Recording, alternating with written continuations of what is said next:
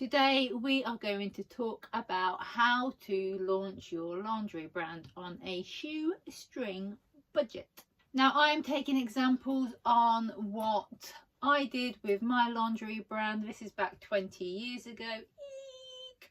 So some of it is not applicable because obviously I am fully aware of the joy it was living back then without the cost of living that is now. So for example, I worked just part-time in a shop and was able to pay all my bills whilst working part-time and whilst launching my lingerie brand. So I started my lingerie brand when I was living in Belfast. I had previously worked for a season in Ibiza and had come back with £2,000. It was mainly because we only had 2 nights a month off, and the boss used to take part of your wage, so you would stay the whole season, and if you left before then you didn't get part of your wage, and if you stuck it out to the whole season you got that back, which I'm not entirely sure is legal, but I put that money into launching my brand. So if you aren't new here, you will know my story of how I set up my brand, and the factory that was making all my lingerie ended up going bust, taking all my patterns, my fabrics and some of the deposit I had paid. But I redid the whole samples, I learned how to sew properly. I just launched with a whole new collection. So my brand back then was for big boobs, small backs, going from a 28 all the way up to a double F cup, and it was more to do with the fun side of lingerie. So it had Liberty prints, it was all in stretch material, it was like colours that you didn't usually see in the bigger size brand back then, and I'm going back to 2005. So let's move on price wise. I had obviously the 2,000 that I had got from previous work, which I invested and spent all of that in the first year getting fabrics, manufacturing costs, samples being made, and just the general stuff. I made the error of going down. I thought I could do men's t-shirts, women's t-shirts, men's boxer shorts, and also a bit of women's jewellery. So did spend some of the money on that, which was very unwise, and I should have just focused. So in the year after the manufacturing went bust, I had to have a bit more of a plan. So I joined Invest NI, where I received a grant of £750 and they helped me write a business plan. However, I kind of thought I was always really making it up when you did a money forecast of, I'm going to sell 2 bras in month 1, I'm going to sell 5 bras in month 2. Where was I selling this? Where was I getting the money from? Where was I getting the stockists? I work better when I have a business plan of what I'm going to achieve rather than the imaginary money that's coming in.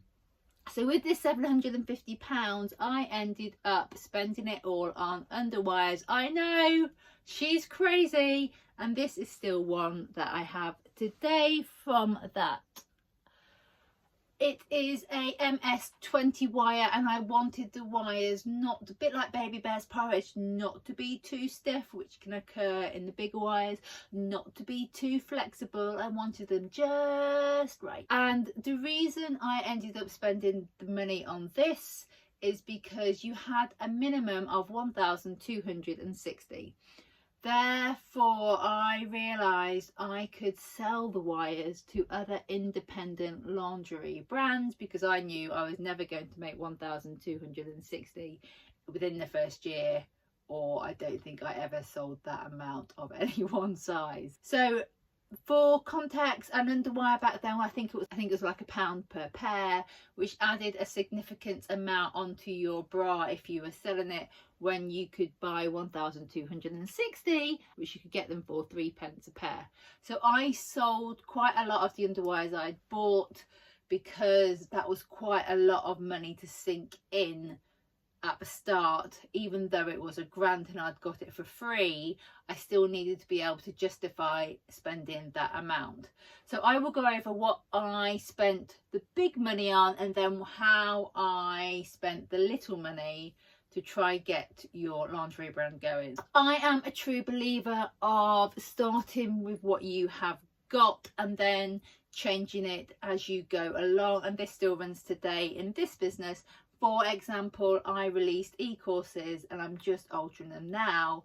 At the start when I did, they were all PDF form and the videos are all on YouTube behind the wall, whereas now I'm getting them all so it's an actual course. You can click each lesson, the video and PDFs are all separate.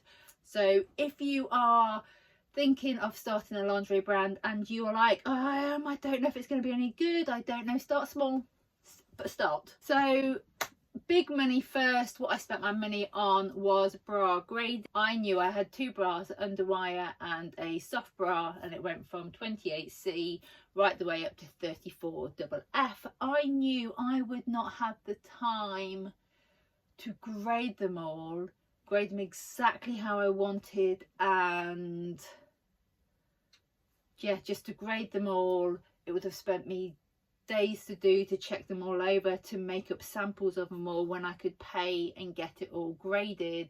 And where did I get this money from? I hear you cry. I went to Princess Trust and I got a 3,600 loan, and they're brilliant. They give you a mentor, and they also give you a thing where, or they did back then, 6 months you pay really small amounts back, but don't put much interest on it, and then you pay an amount over the 3 years. So I knew if it all failed, I could go get another job and just pay that off, but I realised I had to invest in myself a little bit to start with and try and make this money for all my launches. For the start, shoestring, I took all my photography.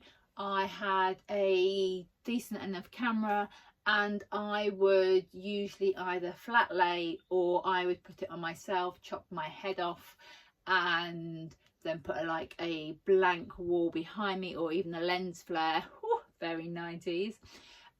Just to start with, just to get it going. Just when I was going to buyers meetings, I could show what I had and show them on myself. I am a 30E, so that was me showing how bras fitted on a bigger cup size, which helped when I went to buyers. I did once make the error of sending my lingerie away to a website who was starting up just selling lingerie, and they said they would get it all photographed on their model, and I can't remember what the exchange was. I think it was an exchange for a discount in stock in my lingerie, and they would provide all the prints.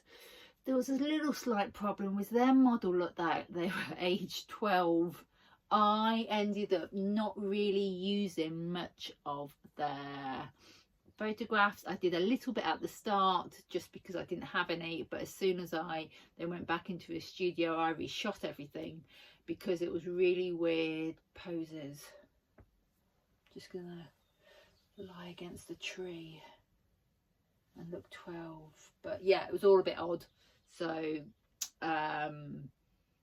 yeah, don't do that mistake. Where it comes to things on a shoestring, I would look for dead stock, so that's end of rolls of fabric, and this helped me when I was promoting my brand, because I then went, oh, I'm being really ethical, I'm not getting any new fabrics made up, I'm just using all dead stock, when in theory as well it was a lot cheaper, say going to Liberty and not paying £25 a metre.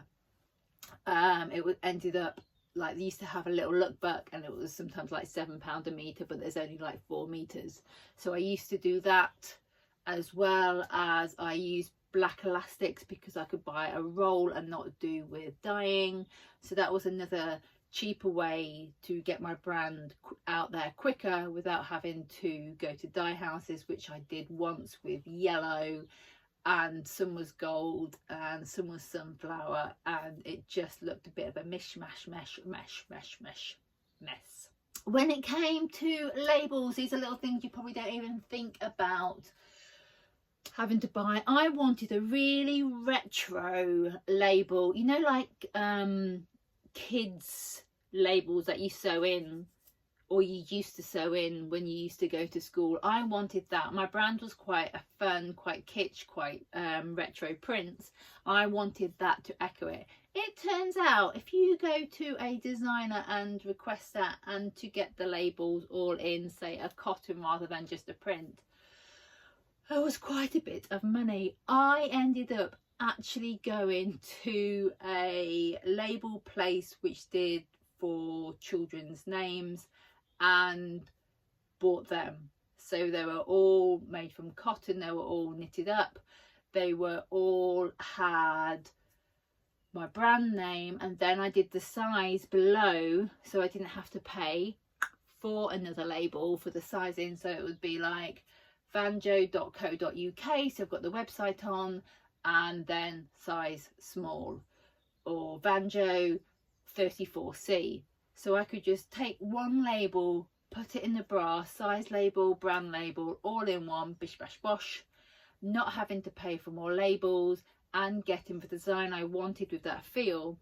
It was a bit of a curveball because obviously with lingerie, most people are going for the elegance, they're going for highly polished finished labels, and there I was wanting something a little bit different and to echo what my brand was about.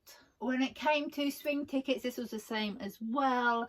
I wanted like a curve, I wanted the star in to thread the ribbon through. I didn't just want a normal swing ticket with the hole just punched in. Again, this turned out to be quite expensive, so what I ended up doing was getting business cards made on a portrait, and then buying a hole puncher which took the corner off the card, which then did a little star hole as well. And my Saturday nights were wild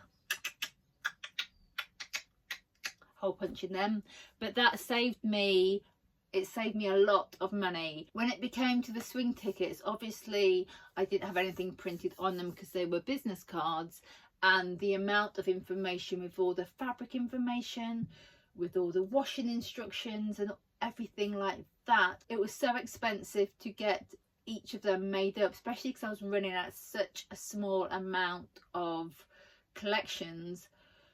I ended up printing on just like clear labels and sticking them on the swing tickets. What it was, the name of the bra, the style numbers. So all the information for the swing tickets were all in one place, and I could do them individually or just for that collection when I did it. So I wasn't spending loads and loads of money on swing tickets and not being able to fulfill them or have loads left over. So there is a few ways I ran my lingerie business on a shoestring budget, getting money with my own savings, a grant, and also a loan. I think if you have an overarching view of what you want to achieve, how many collections and where you want to be in the next year, that helps, rather than like me who decided to do t-shirts and jewelry and what the fuck was I thinking. That helps you keep in line. If you want any more information or wish to start your own brand but have no idea where to begin, then please head to my website vanjonsondesign.com, and I have courses and books and lots of free items as well to help you begin.